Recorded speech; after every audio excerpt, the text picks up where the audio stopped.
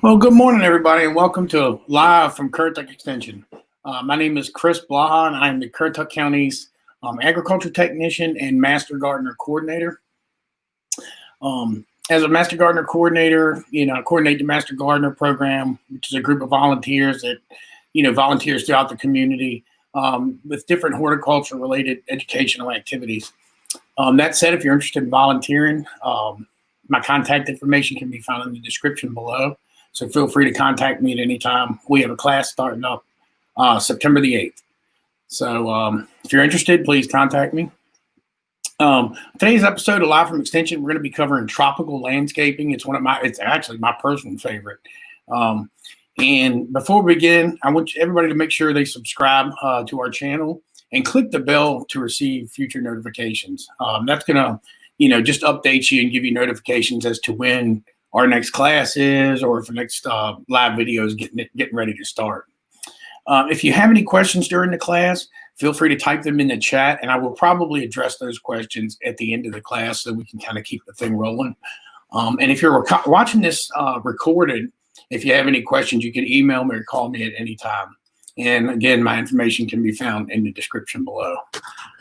So what I'm going to do is we'll go ahead and get started on this. And like I said before, we're going to be pretty much discussing how to create a tropical landscape. And if you can see on your screen, this is absolutely just a stunning landscape, a picture that I'd found online. But you can see that it's got a canopy, it's got some understory trees, and lots of different colors and textures that really pop out at you. And this, to me, is the most fascinating kind of landscape design that you can have. And if you look, and the other pictures I've got on this screen, one of them is bamboo, and that gives you a really different texture that's really hard to mimic in the landscape. You can, use some fencing and some different things to kind of mimic that bamboo look. And then, of course, I'm sure most people are familiar with the hibiscus that's in the bottom right of your screen. That is you see that one all over the tropics quite a bit in the landscapes there.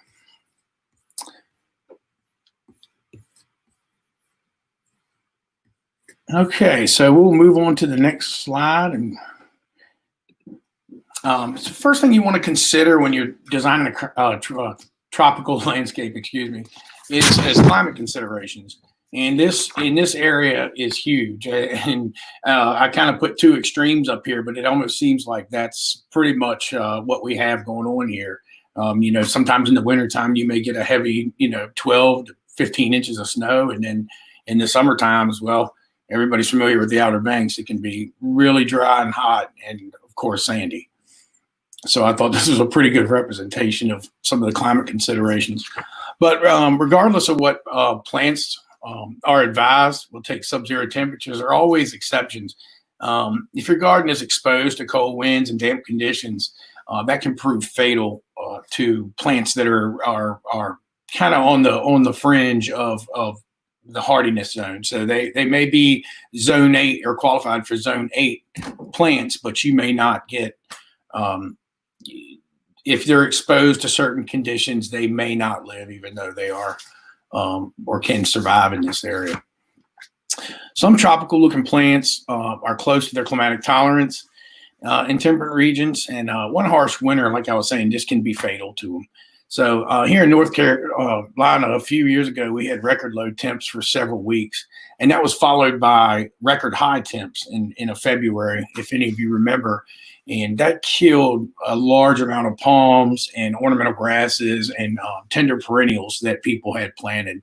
And I mean, I saw palms that had been around for 20, 30 years die. And I lost one myself that I think had been in the ground. It was a pindo palm, had been in the ground 25 years. So it's always important to try and analyze your site's microclimates and weather patterns. And here, is ground zero for microclimates, whether it's salt spray or cold northeast winds off the ocean, or whether you've got the hot south wind in the summertime can be brutal as well. So many tropical looking plants do not like strong winds and appreciate solar heat traps. So if you've got something on the south side of your house, say you have a palm or maybe an agave or something of that nature that's right on the fringe. Maybe it's qualified for zone 8. That might work in one south-facing corner of your house, but then another tender perennial that prefers more airflow and less heat might not survive in that area. The radiant heat might fry that plant. So just really pay attention to what plant material that you're buying and how it's rated, and I always recommend putting plants out in an area for maybe a period of time, a week or so, and seeing how they act. You can always move those plants later. So another way you could if you had plants that were kind of on the fringe zone and may or may not make it, like maybe a sable palm. We do have the sable minor here, which is a native palm. I believe Monkey Island is the farthest north they come. But you can use fences as walls, and they will also give you some radiant heat, which will help you out with the climate here, with the cold climate. So next we're going to discuss watering needs. And again, I've given you two extremes here, but this is the picture on the left is something you're going to see in an ordinary home's irrigation system. And of course, the picture on the right is what you might need in some circumstances, at least till the plant gets established. Of course, I'm exaggerating, but so although tropical plants don't look to be too wet and cold winters, they still like water in hot, dry summers. They have to have water. A lot of these plants, they're planted. You're going to want to plant them in sand so they have proper drainage, and so that that amplifies the water needs. So you'll have to put not necessarily twice as much at one time, but more frequently. You're going to have to water that plant more frequently. So in other words, to get a plant established, you might have to water it 2 times a day versus 1 time a day real heavy if you've got sandy, well-drained soil. If your soil is particularly prone to summer droughts, you may want to look at irrigating the tropical garden quite extensively for the first year. And remember to water plants deep. Surface watering does not do them any favors. And the first drought, the plants will die because those roots, the deeper they go, the more access to water that they will have for a longer period of time.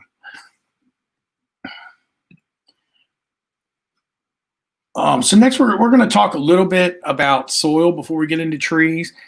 Generally, tropical gardens need soil that is close to what is found in nature. This means tropical plants like a lot of organic matter mixed in. Also, a good thick layer of nitrogen-rich mulch can help your tropical plants to establish and protect their roots from the winters and the frost. The best soil for tropical gardens is moist but well-drained. And again, that's where you're going to have to play with the watering maybe a couple times a day versus once a day, because they do prefer well-drained soil. So try to loosen any compaction and add compost and grid to improve soil structure. Very important to get that soil straight before you start planting, because that's the foundation for your plants. And just like a foundation for a building, if the foundation's not right, well, the building's not gonna be right. And so that's an analogy for that I use to make sure that I take care of the soil before I dive into the plants. So the first thing we're going to talk about today are trees for tropical gardens. And folks, they're literally in the description box. There are several links to lists for different plants and things that you can use for tropical gardens. Typically, your trees with the bigger foliage or very unique or colorful foliage will work really well. And as you can see, the southern magnolia on the right, which is a native tree, has a really tropical looking bloom. You might not think about it that way, but if you start thinking outside of the box, you can incorporate some of these natives into your bed, which is absolutely important for the longevity of your tropical bed. On the left here, you can see a eucalyptus, and it has really interesting leaves, especially when they're young and tender. They almost look like circles, coming out from the stem. And if you look close under, you can see what looks to be a couple of windmill palms that are planted under the eucalyptus. Now, that's a little too close, but it's kind of interesting how they're growing there. The next tree I want to talk about is it's a hardy banana tree. These things are unbeatable in a tropical garden, and these things really that can be grown up to zone 6 and possibly even further. They will go to -20.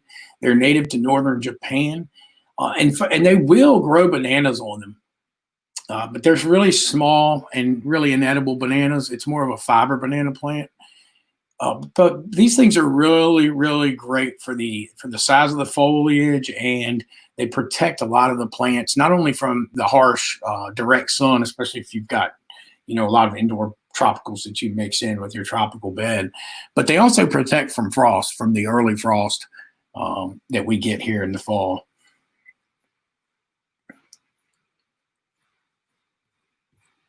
So on the next slide, we're going to talk about palms, and the palm trees are, especially in this area, very sought after. We live at the beach in Currituck County, and people move here from up north, especially, and they want to grow palms.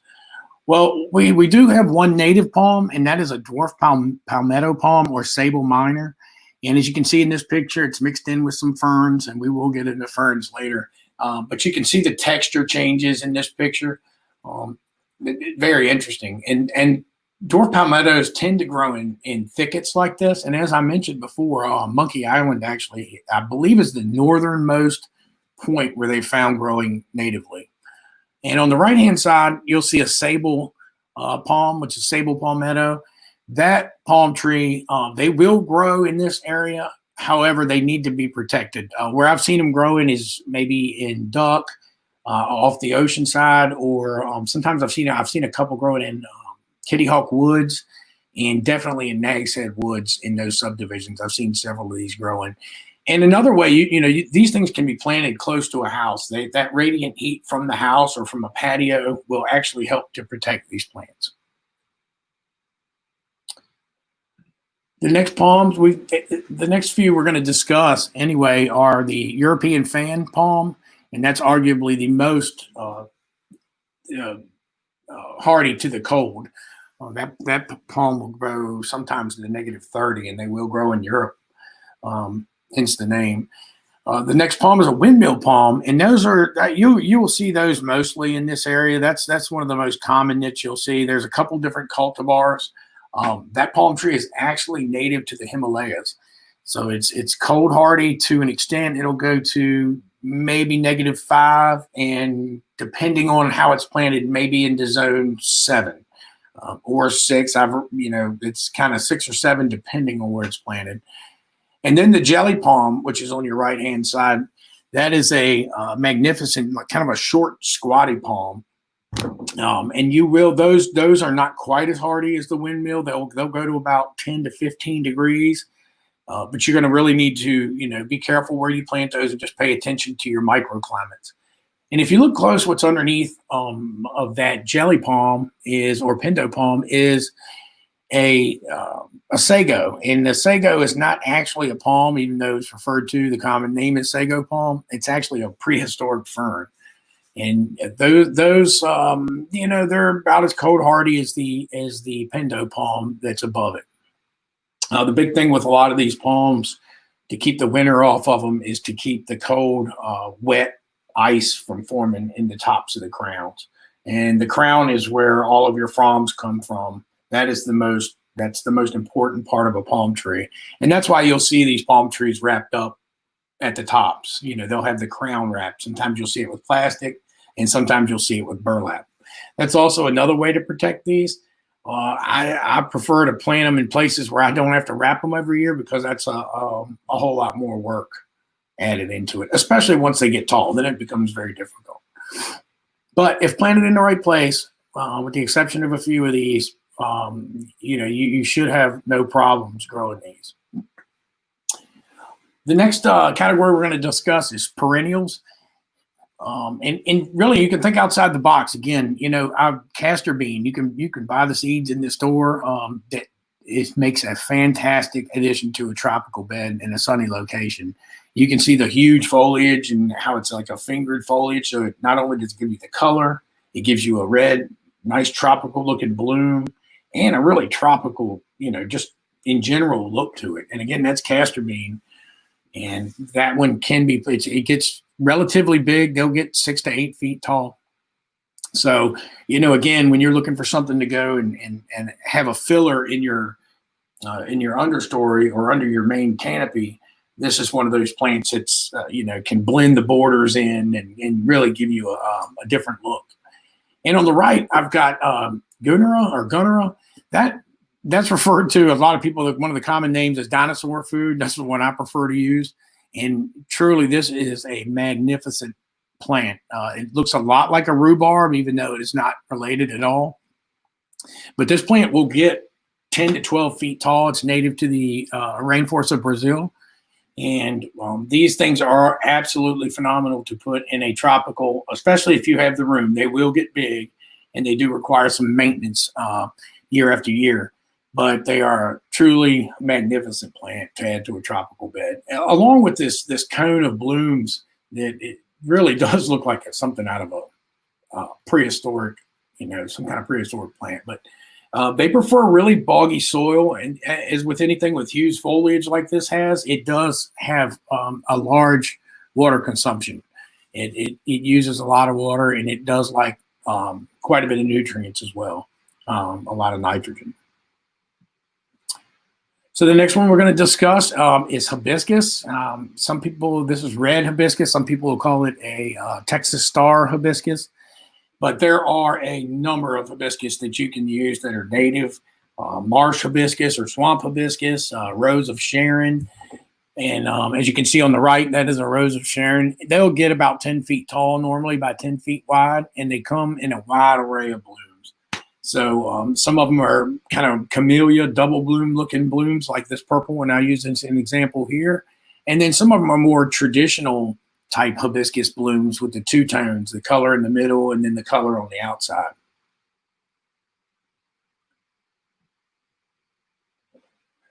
So the next ones we're going to discuss are the hosta, Big Daddy. It's one of the biggest hostas I've seen, and it really gives you a nice blue look. But again, it gives you that really interesting big foliage that you'll see a lot of times in tropical locations or jungles.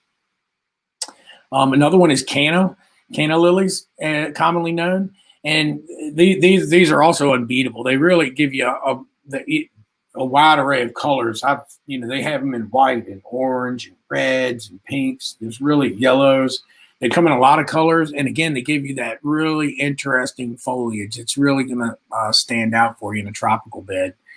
And you can see in that picture with the canna lilies on the right, they've mixed in sweet potato vine as an interesting vine that you can add into a tropical bed that's an annual, and it'll spread like a ground cover.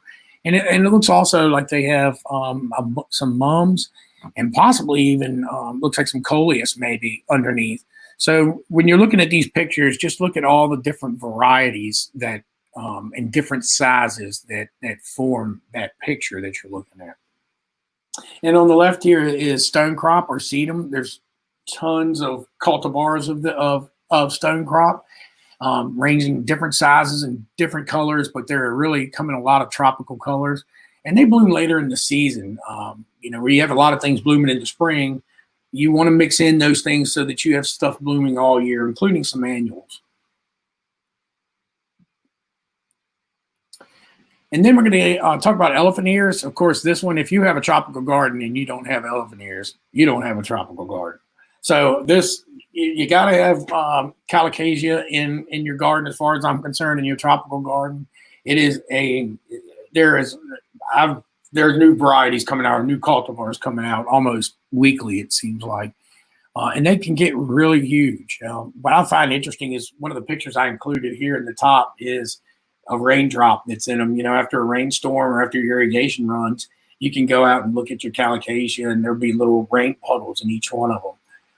I've even seen little tadpoles swimming around in them before. So what we're going to discuss next are vines for your tropical garden. One of my personal favorites is blue passion flower, which is on the left. That one is not native to this area, but it will naturalize to this area. There is one that's native, and it's a purple passion flower that's native to this area. I've got them growing wild at my house, and I do have this blue one in my tropical garden. And what I did with the blue one is I ran it up my palm tree, the windmill palm, and it's a perfect. It grabs onto that It's kind of like a cocoa liner type material that lines the bark on windmill palms. It really holds onto that real well and it'll climb all the way to the top by the end of the summer. So that's something to think about also when you can also go vertical in your tropical gardens, and these vines are great ways to do that. Just make sure, you choose wisely, because there are a number of invasive vines that you would not want to add into your garden. Some people will use Virginia creeper, which is a native vine, but it can get rather unruly, but it really gives you a really interesting red color in the fall. And of course, it has a nice foliage to it and grows, and it'll grow fast. Also, you could use trumpet honeysuckle, which I've showed you in the middle. I believe it's a Japanese honeysuckle. There is one that is naturalized here that is super invasive. I don't recommend using that one. But some of the other cultivars that they've come up with are not invasive. So we're going to discuss bamboos and grasses. They're really also an unbeatable texture in the landscape, or unmatchable. It's really one of those things that I would include in any tropical landscape that I was designing, would be some sort of bamboo.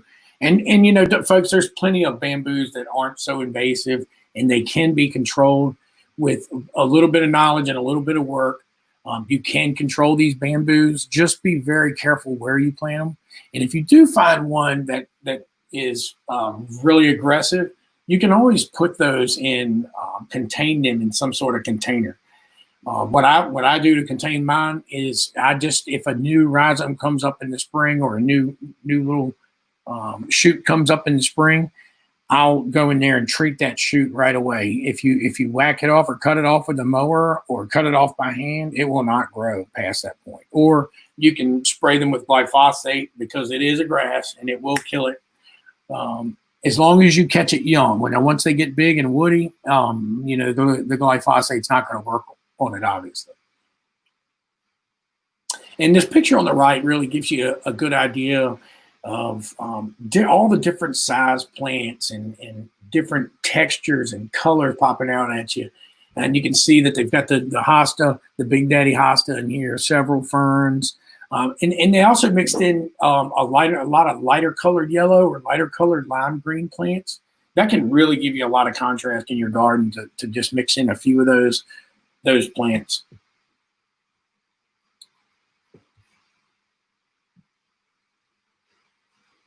And I've included a few grasses here. One of my personal favorites is this peppermint stick, Japanese reed grass. It is more like a bamboo than a grass, but it does keep the leaves just like a reed grass all the way up, but it will get huge.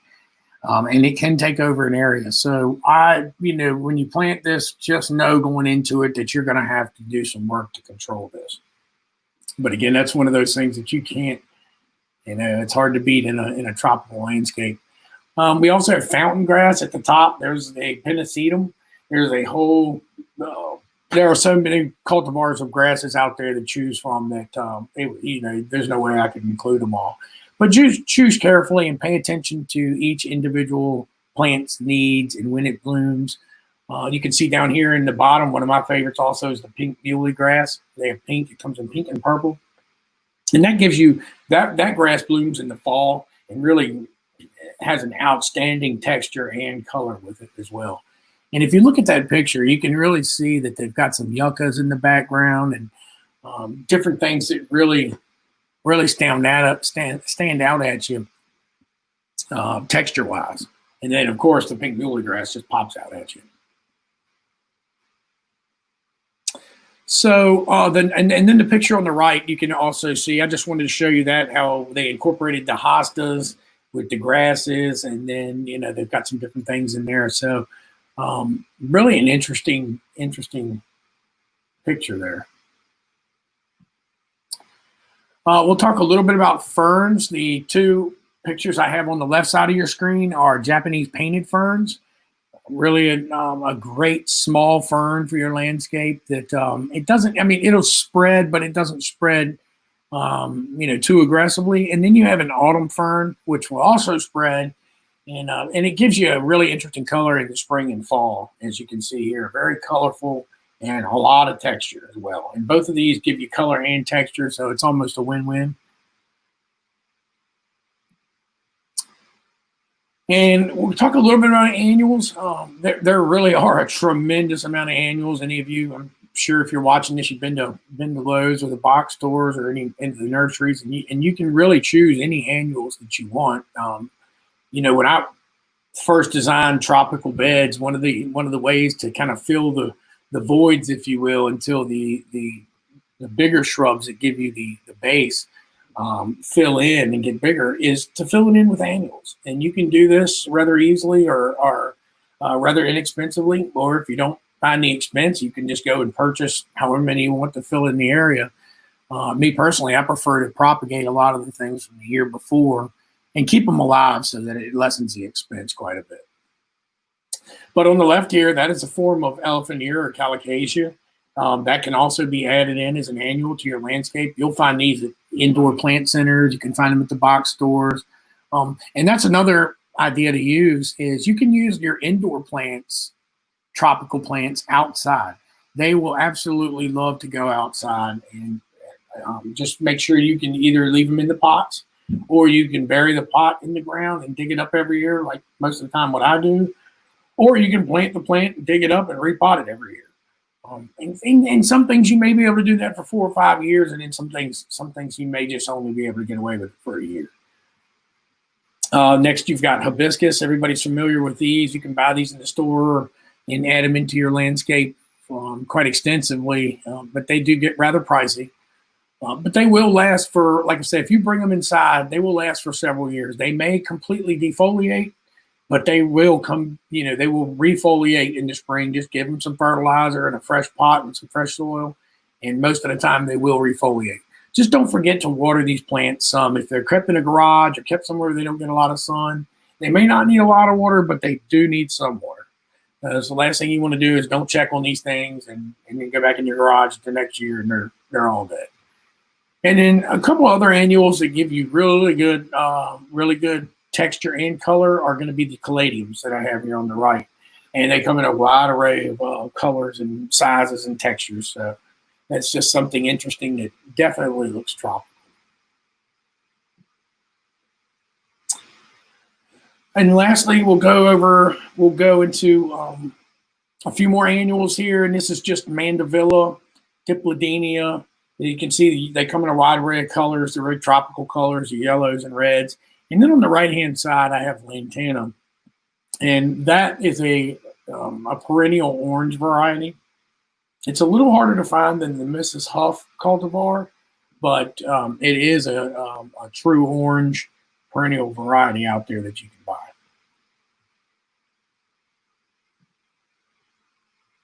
All right. Well, folks, that's all I had for this. And if believe me, there's a lot more I'd like to talk about, but that's all I have time for today. Just remember that creating a tropical garden in temperate climates can be challenging, but a rewarding project. One of the biggest allures of these gardens is they usually stay green all year. Jungle gardens, they look extremely authentic, and there are some fantastic examples across the country. The key is to creating a successful temperate garden is to find the tropical plants that will survive the colder conditions, but to seek plants from colder climates with tropical characteristics. That's going to be your best bet for the longevity of your bed. And some of the plants mentioned here are even native to colder climates. So, you just be careful and pay attention when you're doing your plant selection. That's going to be the best advice I can give you on that. So that's all we've got for today's episode of Live from Currituck Extension. If you have any questions, we will finish answering those now. And I don't see any questions. So if not, make sure to subscribe to our channel and click the bell to receive notifications. Check the description box below for the links from our class, our social media sites, and our evaluation for today's class. This evaluation helps us to improve our classes. And we really do use your suggestions and look at these extensively. So please, if you get a chance, fill out that evaluation. Next week's class will be by Ms. Sheila Gregory, Family and Consumer Sciences Program Assistant. and she will be talking about, it'll be a What's in Season Summer Squash edition. Have a great day, and thank you for tuning in.